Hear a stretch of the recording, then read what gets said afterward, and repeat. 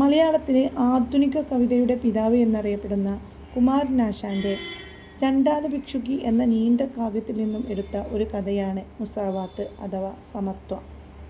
ഈ കഥയിലെ പ്രധാന കഥാപാത്രങ്ങൾ അഹം കിർദാർ, ആനന്ദ്, ബുദ്ധ ഭിക്ഷു ഒരു ബുദ്ധമത സന്യാസിയാണ്. ഓർ വഹ് ഊഞ്ചി ജാത്ത് കെ ഹെ, അദ്ദേഹം ഉയർന്ന ജാതിക്കാരനാണ്.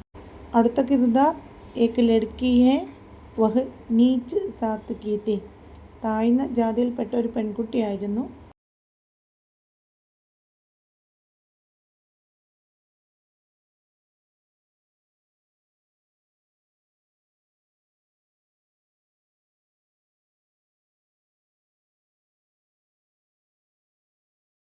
तालीमी सरगर्मियाँ कहानी मुसावात और से पढ़िए और सवालों के जवाब लिखिए.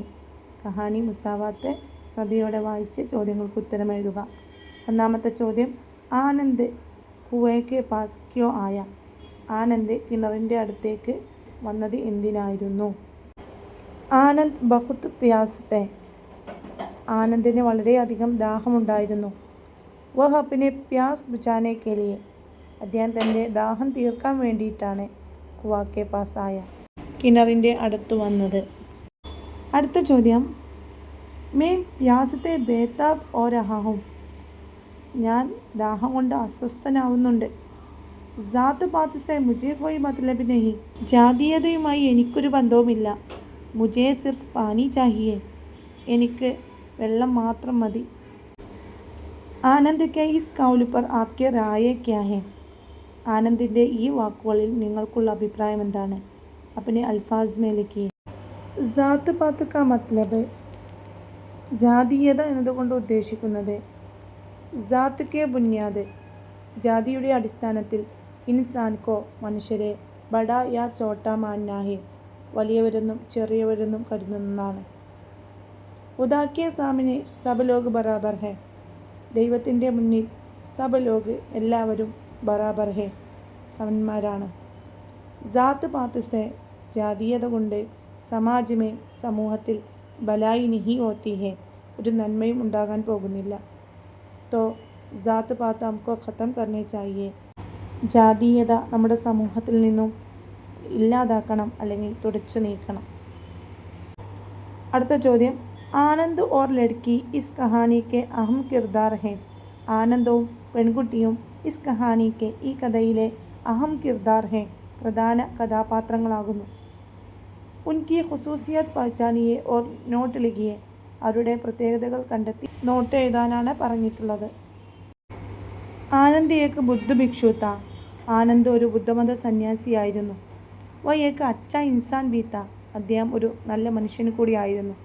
വ കഹത്തെ ഹെ കെ, അദ്ദേഹം പറയുന്നു, ജാത്ത് പാത്ത് സെ മുझे कोई मतलब नहीं, ജാതീയതുമായി എനിക്കൊരു ബന്ധവുമില്ല.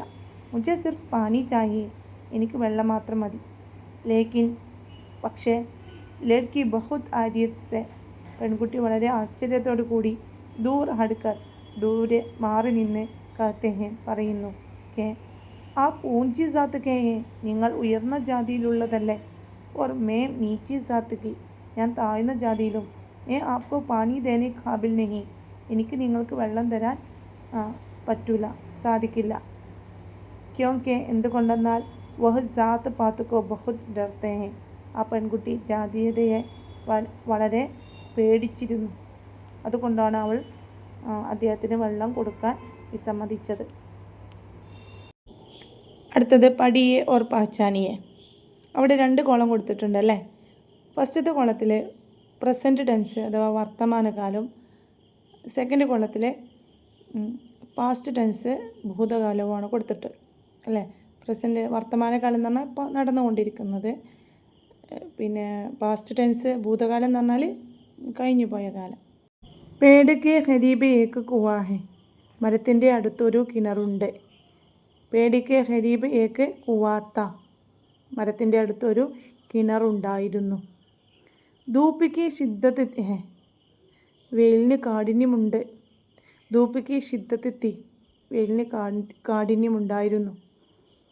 ഗേത്ത് സൂഖ് ഗയേ ഹെ, വയൽ ഉണങ്ങിയിട്ടുണ്ട്. ഗേത്ത് സൂഖ് ഗയേ തെ, വയൽ ഉണങ്ങിയിട്ടുണ്ടായിരുന്നു. ലഡ്കിയാ കുവയ്ക്ക് പാസ് ഗയി ഹെ.